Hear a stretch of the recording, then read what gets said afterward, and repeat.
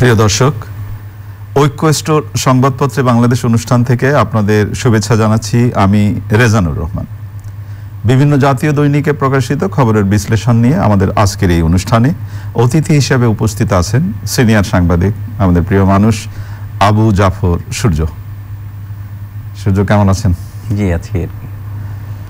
শীতার্ত দেশ, করোনায় আক্রান্ত, সবকিছু মিলিয়ে অনেক ভালো ভালো খবরও আছে। আমরা পত্রিকার একটা হেডলাইন পড়ে শোনাই, তারপর কথা বলবো। প্রথম আলোতে হেডলাইন হয়েছে, চালের দাম নিয়ন্ত্রণে নেই, আমদানিতে সরকার, করোনা 21 দেশে 2330 প্রবাসীর মৃত্যু। সমকাল হেডলাইন করেছে, বয়সের ফাঁদে আবেদনই করতে পারেনি অন্তত 1.25 লাখ শিশু, স্কুলে ভর্তিতে তালগোল, তৃণমূলে আজ ভোট যুদ্ধ। জনকণ্ঠ হেডলাইন করেছে, রোহিঙ্গাদের দ্বিতীয় ঢল ভাষান্তরে যাচ্ছে। মানবকণ্ঠ হেডলাইন করেছে, মহামারীতেও এগিয়ে গেছে দেশ। মানব জমিন হেডলাইন করেছে, পাপলু দম্পতির 617 অ্যাকাউন্ট জব্দ, স্বাস্থ্য ভবনে 30 কোটি টাকা লোপাটের ছক। বাংলাদেশ প্রতিদিন হেডলাইন করেছে, ফেল লড়াইয়ে নৌকা ধানের শীষ, প্রথম ধাপে 24 পৌরসভায় ভোট আজ। ইত্তেফাক হেডলাইন করেছে, ক্ষমতার চেয়ার ও কারাগার পাশাপাশি থাকে মাননীয় প্রধানমন্ত্রী, ভাষান্তরে যাচ্ছে রোহিঙ্গাদের আরও একটি দল। কালের কণ্ঠ হেডলাইন করেছে, অক্সিজেন যোগান ভেঙে পড়ার আশঙ্কা, বিশেষজ্ঞ গবেষকদের কেউ ডাকে না, আইসিসির দর্শক সেরা ওয়ানডেতে সাকিব। জায়জাদিন হেডলাইন করেছে, দেশে ছড়িয়ে পড়েছে করোনার নতুন ধরন। সময়ের আলোতে হেডলাইন হচ্ছে, চালের দাম চড়া, ডানা মিলল ধ্রুব তারা। ভোরের কাগজে হেডলাইন হয়েছে, চালের বাজারে পুরনো খেলা। সূর্য, চালের বাজারে পুরনো খেলা হেডলাইন দিয়েই শুরু করি। আজকের সময়ের আলো আমার পত্রিকাটির সামনেই আছে। চালের দাম চড়া এবং নেপথ্যের কারণ, চাহিদার চেয়ে 5-6 গুণ বেশি ধান কিনে মজুত করেছে মিল মালিকরা এবং নানা ধরনের কারণ বলেছে। তো চালের মৌসুম, ভাত খেতে হবে, চালের দাম যদি চড়া হয় তাহলে হবেটা কি? ধন্যবাদ রেজা ভাই, ধন্যবাদ চ্যানেলের দর্শক যারা আমাকে কষ্ট করে দেখছেন, শুনছেন। আসলে বাংলাদেশের মানুষের চাহিদাটা আসলে খুবই কম। তারা 2 বেলা বা 3 বেলা কোন রকম মোটা চালের ভাত খেতে পারলেই এখানের মানুষ তারা সুখ অনুভব করে, মনে করে সুখে আছি, শান্তিতে আছি। আপনি যাই বলছিলেন যে আসলে চালের তো আসলে এটা ভরা মৌসুম এবং এই সময়টাই মানুষ আসলে চাল, যারা কোনো গৃহস্থ থাকলে তারা সংরক্ষণ করে রাখে উৎপাদন। কিন্তু যে মজুতদারের কথা বললেন, সংরক্ষণ তো আসলে গৃহস্থরা যা করে তাদের চাহিদার কথা বলে। মজুতদার যেমন আপনি বললেন যে এই পত্রিকাটাতে বলেছে যে মিল মালিকরা চাহিদার চাইতে 5-6 গুণ তারা মজুত করে রেখেছে। এই যখন মজুতদাররা মজুত করে রাখে, বাজারে তার যদি চাল না পাওয়া যায়, তারা নিজেরা সিন্ডিকেট করে, এই মজুতদারের সিন্ডিকেট নিয়েই কিন্তু আমরা এই বাংলাদেশের মানুষ দীর্ঘদিন ব্যস্ত। এই কথাটার সাথে আমরা অভ্যস্ত হয়ে গেছি, এখন যেন গা সাওয়া হয়ে গেছে। তাই নজরদারিতে কি করবে? এবং সরকারও চেষ্টা করছে চাল মজুত করতে। তারা সরকারের যে চাহিদা, যে পরিমাণ গোডাউন আছে সেখানে রাখবে, কিংবা ক্ষেত্র বিশেষ চাল আমদানি করবে। আমরা শুনে আসছি, গণমাধ্যমের মানুষ হিসেবে জাতি জানে যে আমাদের উৎপাদন যে পরিমাণ বেড়েছে, মাঝে মধ্যে আমরা চাল রপ্তানির কথাও ভেবে থাকি। সেই অবস্থায় যদি চালের চড়া দাম হয় এবং এই ভরা মৌসুমে 50 টাকার নিচে বা কাছাকাছি, এর নিচে আর কোনো মোটা চাউলও পাওয়া যাচ্ছে না, তাহলে কারণটা কি? আমার কৃষক কি পাচ্ছে? যে উৎপাদন করে, যার সার, বীজ, কীটনাশক, জমি, শ্রম, ঘাম, তারা কি আসলে ন্যায্য মূল্যটা পাচ্ছে? আবার যারা ভোক্তা, 17 বা 18 কোটি মানুষ কোনো না কোনোভাবে কেউ একজন না, সবাই ভোক্তা, আপনি আমি সহ যারা আমাদেরকে দেখছেন তারা সকলেই সেই ভোক্তারা। বেশিরভাগ অংশ মানুষ, সেই মানুষ কি কম দামে কিনতে পাচ্ছে? কিংবা যে উৎপাদক, ভোক্তার পরে হয়তো 4.5 কোটি থেকে 5 কোটি দেশের মানুষ যারা কৃষিকাজের সাথে যুক্ত আছে, সেই মানুষগুলো কি সেই সঠিক দাম পাচ্ছে? তাহলে কি মধ্যবস্থাকারী কয়েকটা মিল মালিক, তার 400, 500, 700, 1000, 2000 হতে পারে, কিংবা তার একটু বেশি, কিংবা এই ক্ষেত্রে ব্যবসায়ী ধরেন 50,000 হতে পারে, তারাই যদি আমাদের 17 কোটি মানুষের মুখের ভাতটা বা চালটার দামটা নিয়ন্ত্রণ করে, তার রাষ্ট্র বলতে একটা কথা আছে যা পরিচালনা করে সরকার, তাদের কিন্তু এখানে নজর দিতে হবে। কারণ ভাতটা আমাদের মূল চাহিদার জায়গা। সূর্য, একটু বলতেই চাই, যেটা হলো যে এই বছরে কয়েক দফা বন্যা এবং নানা কারণে চালের কি বলবো ধানের আবাদটা একটু বোধহয় একটু কম হয়েছে, কিন্তু এটাকেই কি পুঁজি করছে মানে মজুতদারিরা যে এই সংকটটাকে? না, পুঁজির কোন বিষয়, মজুতদারিরা তো মজুদ করছে। পুঁজিটা হচ্ছে যে তারা এমন কথাবার্তা বলতে পারে এই বাজারে, চালের বাজার ব্যবস্থাপনা, যে উৎপাদনটা কম হয়েছে, কিন্তু আপনার যে জমি একসময় কৃষক কিন্তু কথা রেখেছে। স্বাধীনতার পরে কেউ যদি কথা রেখে থাকে তাহলে বাংলাদেশের কৃষক, স্বাধীনতার পরে এবং এই করোনা কালে কেউ যদি কথা রেখে, কৃষক কথা রেখেছে। আপনার আমরা নিশ্চিত জানি একসময় 7.5 কোটি মানুষের খাদ্যের যোগান কিন্তু এখান থেকে দেয়া যেত না। জমি কিন্তু আমাদের বাড়েনি, বরঞ্চ এখানে জমি কমেছে, কৃষিযোগ্য আবাদযোগ্য জমি কমেছে। তারপরে এখন 17 কোটি মানুষের খাদ্যের যোগান কিন্তু কৃষক দিচ্ছে। মাছ উৎপাদনে, চাষে আমরা পৃথিবীর চতুর্থ, শাকসবজির উৎপাদনে আমরা চতুর্থ। তাহলে আমাদের কৃষক তারা কিন্তু কথা থেকে বরখেলাপ করেনি।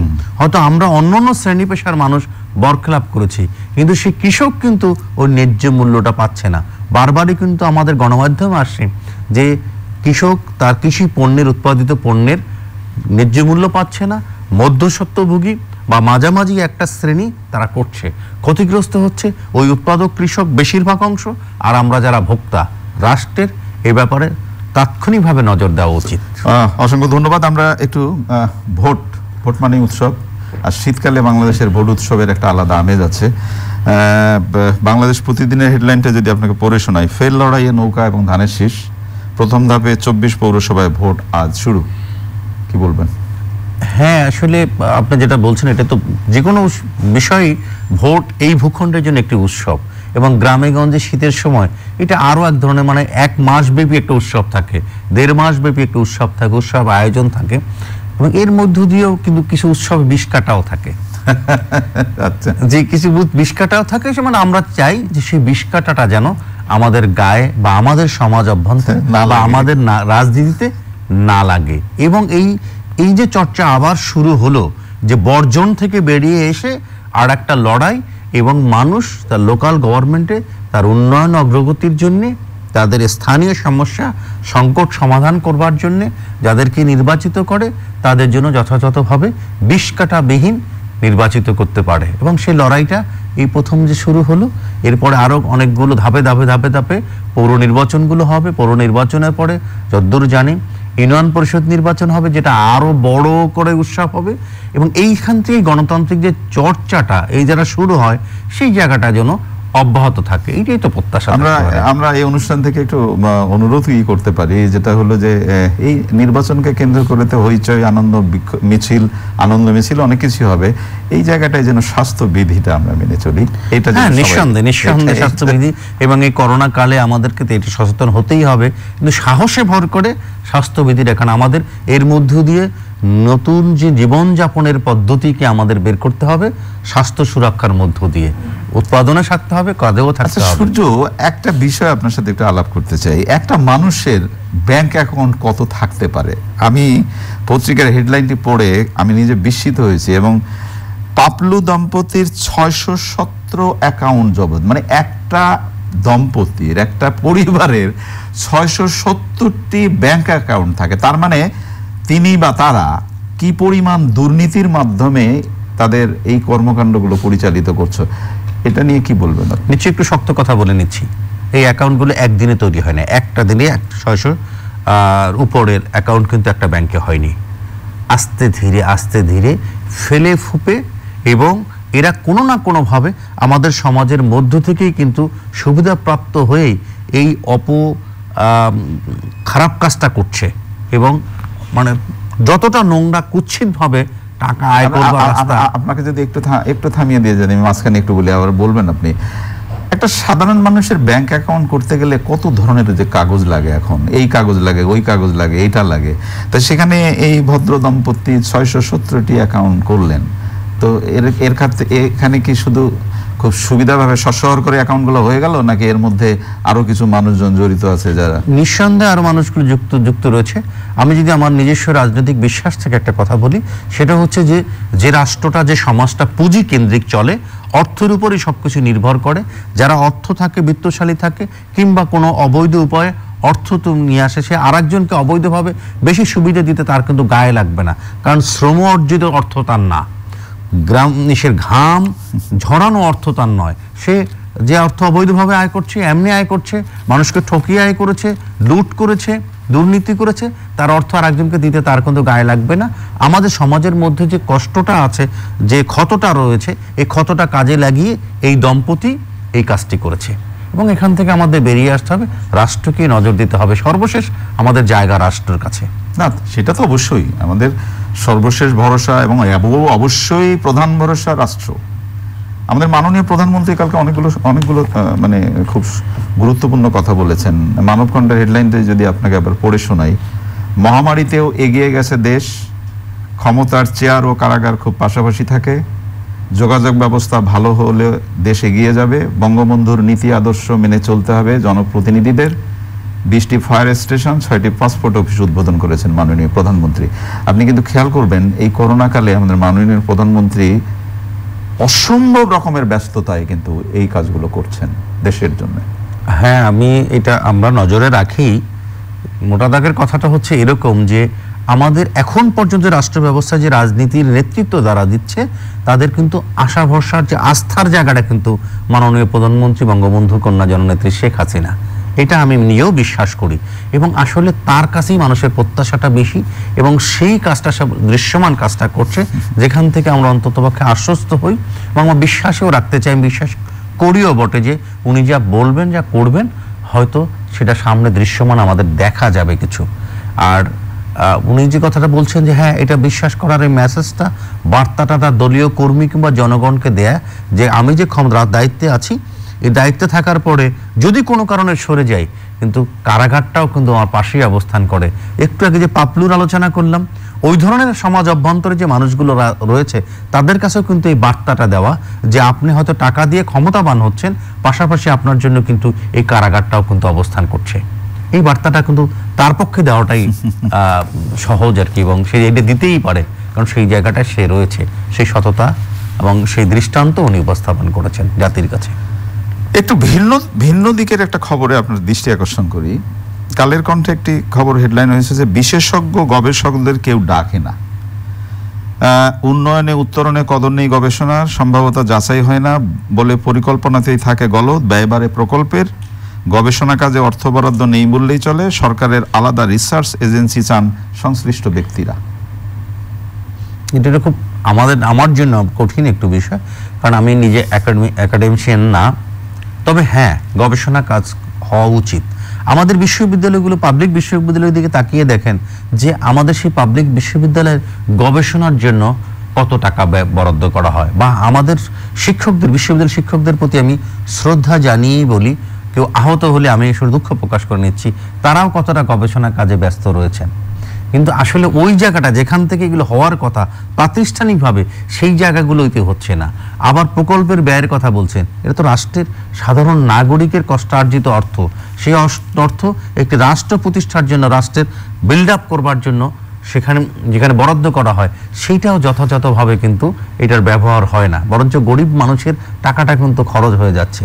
কিন্তু এদিকে উদ্যোগ নেওয়ার জন্য যা করা দরকার, সেটা সবচেয়ে বড় দরকার হচ্ছে দেশপ্রেম। এবং 71 সনের যে দেশটা যেভাবে স্বাধীন হলো, যে কষ্টের মধ্য দিয়ে, যে ত্যাগের মধ্য দিয়ে, এইটা যদি আমরা মনে রাখি যে সেই দেশটাকে আমরা এগিয়ে দিতে হবে এবং আগামীর জন্য, আমার সন্তানের জন্য, আপনার সন্তানের জন্য, আগামীর বাংলাদেশ যেন আরো ভালো থাকে, সেই স্বপ্নের বাংলাদেশের জন্য, কাঙ্ক্ষিত মুক্তিযুদ্ধের চেতনার বাংলাদেশের জন্য হলে এই ধরনের গবেষণা যেমন এগিয়ে নিতে হবে এবং মনোযোগ দিতে হবে, ব্যয় কমাতে হবে, তহবিল তসরুপ এগুলো কিন্তু কমাতেই হবে। নতুবা আসলে আমরা একটি ভালো বাংলাদেশ, যে কাঙ্ক্ষিত বাংলাদেশ যারা মুক্তিযুদ্ধে শহীদ হয়েছেন, যারা কষ্ট করেছেন, তারা চেয়েছেন, সেটা কিন্তু হবে না। আমরা একটু আমাদের পরিবারের দিকে আসি। সমকালে হেডলাইন হয়েছে স্কুলে ভর্তিতে তালগোল, বয়সের ফাঁদে আবেদনই করতে পারেনি অন্তত 100 শিশু। আমরা সকলেই স্বীকার করবই যে এই করোনাকালীন 1 বছরের মধ্যে আমাদের সবচেয়ে মানসিক দুশ্চিন্তা আছে আমাদের ছোট্ট শিশুরা। তাদের খেলার মাঠে যেতে পারছে না, স্কুলে যেতে পারছে না, সহপাঠীর সাথে কথা বলতে পারছে না, এই ঘর এই বারান্দার মধ্যেই তাদের জীবন চলছে। সেখানে বছরের শুরুতেই স্কুলে ভর্তিতে তালগোল বলা হচ্ছে। এবং এখানে যদি বলি, মাত্র 8 মাস বয়স কম থাকায় 6ষ্ঠ শ্রেণীতে ভর্তির জন্য আবেদন করতে পারেনি শিশু রায়হানা আহমেদ সিয়াম। আসলে আমরা যে সিদ্ধান্তগুলো নিই, যারা এই বিষয়ে কাজ করেন তাদের আসলে কিছু গ্যাপ থাকেই, কিন্তু যে আমি এটা বলি না যে খুব বেশি, কারণ নতুন একটা পদ্ধতি যখন কোনো সময় শুরু হয় তার মধ্যে কিছু ঘাটতি থেকেই যায়। সেই ঘাটতিটা বড় আকারে না দেখে সেই ঘাটতিটা পূরণ করবার জন্য যে জায়গাগুলো ঘাটতি আছে সেই ঘাটতিটা কিভাবে আরো বৈজ্ঞানিক চিন্তায় সামনের দিকে এগিয়ে নেওয়া যায় তার জন্য নজর দিতে হবে। যারা ভর্তি হতে পারে না সেই 40% বা মেশের 80,000 বা 80 কিংবা কাছাকাছি যাদের জন্য এটা বিকল্প চিন্তা করে তারাও যেন যথাযথভাবে সুযোগ পায় সেদিকেই নজর দিতে হবে। কিন্তু নতুবা একটা সিস্টেম তো কোনো না কোনোভাবে আপনাকে দাঁড়া করাতে হবে। যে সিস্টেমটা, যে পদ্ধতিটা আপনি প্রথম শুরু করলেন একদিনই যে পারফেক্ট হয়ে যাবে এইটা কিন্তু কোনো রাষ্ট্র ব্যবস্থায় আমি বিশ্বাস করি না। প্রয়োগ করতে গিয়ে যে ঘাটতিটা, যে ক্ষতটা, যে সমস্যাটা সামনের দিকে আসবে সেটা সমাধান করবার জন্য আবার নতুন করে চিন্তা করতে হবে। আশা করছি আরো ভালো সমস্যার সমাধান হবে। না, সেই ক্ষেত্রে বোধ করি আমাদের একটা বিষয়ে মাথায় রাখা খুব জরুরি, যে 1 বছর আমাদের স্কুলের ছেলেমেয়েরা স্কুলে যায়নি, এরা যে মানসিক দুশ্চিন্তা আছে, মানসিক কষ্টে আছে, এই কষ্টটা লাঘব করার জন্য যেন আমরা একটু সবাই সহমর্মিতার জায়গায় একটু থাকি, নিশ্চয়ই, যাতে বাচ্চাটা কষ্ট না পায়, সেই জায়গাটাও আমাদের খুব দরকার। একটু আনন্দের খবর বলি, দর্শক সেরা ওয়ানডে একাদশে সাকিব আল হাসান। সাকিব আল হাসান মানে বাংলাদেশের গর্ব। দর্শক সেরা ওয়ানডে একাদশে সাকিব, এত সাকিবকে নিয়ে এত চড়াই উতরাই নানা ধরনের বিষয় হওয়ার পরেই সাকিব কিন্তু সাকিবই আপনার কাছে। না, সাকিব তো সাকিবই, আমাদের জন্য আমাদের গৌরবের জায়গা। কারণ একটা জায়গায় আমরা খুব কিন্তু মিলিত হতে পারি যেখানে দল মত থাকে না, আমাদের আবেগের জায়গা থাকে, ভালোবাসার জায়গা থাকে, সেটা হচ্ছে আমাদের ক্রিকেট। এবং তারা একটু সম্ভাবনাও দেখেছে আমাকে অনেকগুলো আনন্দ করবার, উচ্ছ্বাস করবার উপলক্ষও কিন্তু বাংলাদেশের ক্রিকেট। এবং সেই ক্রিকেটে আশরাফুল থেকে শুরু করে যারা যারা ছিল এর মধ্যে সাকিব অনেকের চেয়ে এগিয়ে, এবং বিশ্বকে ক্রিকেটে আমাদেরকে যে পরিচিত করেছে, এবং সিনিয়র ক্যাম্পেইনার হিসেবে সাকিব সাকিবই, এবং এ উপলক্ষ করে সারা পৃথিবীতে প্রমাণ করে দিয়েছে যে হ্যাঁ আমাদের একজন সাকিব আছে। আমাদের মাননীয় প্রধানমন্ত্রী বিমানের নাম দেওয়ার ব্যাপারে যথেষ্ট পরিমাণ কি শৈল্পিক এবং নান্দনিক বিষয়টা চিন্তা করেন। আমাদের আরেকটি বিমান আকাশে উঠল, মাননীয় প্রধানমন্ত্রী এটা উদ্বোধন করেছেন, তার নামটা হলো ধ্রুব তারা। আকাশে শান্তির নীড়, কি বলবেন? না, সেটা মাননীয় প্রধানমন্ত্রী নামটা যখন আবার বলেছেন সেটা বলি, যিনি বাংলার কাছেই থাকেন, বাংলার কাছেই থাকেন, নামগুলো খুব বাংলায় হচ্ছে, এবং বাংলাকে কোনো না কোনো ভাবে যদি আপনার লালন বা সেই শব্দগুলো প্রয়োগে যদি ওনার কাছ থেকে এরকম আসে তাহলে অন্যরাও আরো আশান্বিত হবে, উৎসাহিত হবে, এবং বাংলায় নাম দিতে, বাংলাকে চর্চা করতে। কারণ এমন আমাদের যে দেশটা বাংলাকে নিয়ে হয়েছে, একটি ভাষার জন্য একটি রাষ্ট্র হয়েছে পৃথিবীতে, সেটা হচ্ছে বাংলাদেশ।